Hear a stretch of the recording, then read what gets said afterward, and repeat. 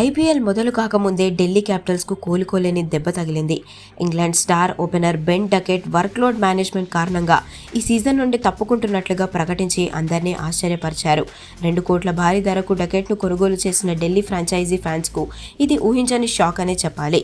అంతర్జాతీయ cricket season కోసం శారీరకంగా మరియు మానసికంగా సిద్ధంగా ఉండాలనే ఉద్దేశంతోనే ఈ నిర్ణయం తీసుకుంటున్నట్లుగా డకెట్ సోషల్ మీడియా వేదికగా వెల్లడించారు.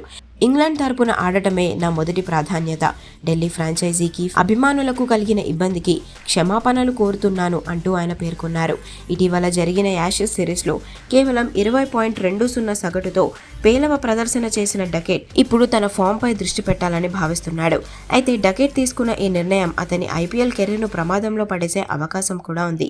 బీసీసీఐ కొత్త నిబంధనల ప్రకారం వేలంలో అమ్ముడుపోయిన విదేశీ ప్లేయర్స్ సరైన వైద్య కారణాలు లేకుండా టోర్నమెంట్కి ముందు తప్పుకుంటే వారిపై 2 ఏళ్ల పాటు నిషేధం విధిస్తారు. ఈ నిబంధన అమలైతే మాత్రం బెన్ డకెట్ 2027-2028 సీజన్లకు కూడా దూరం కావాల్సి ఉంటుంది. ఆచి చికెన్ మసాలా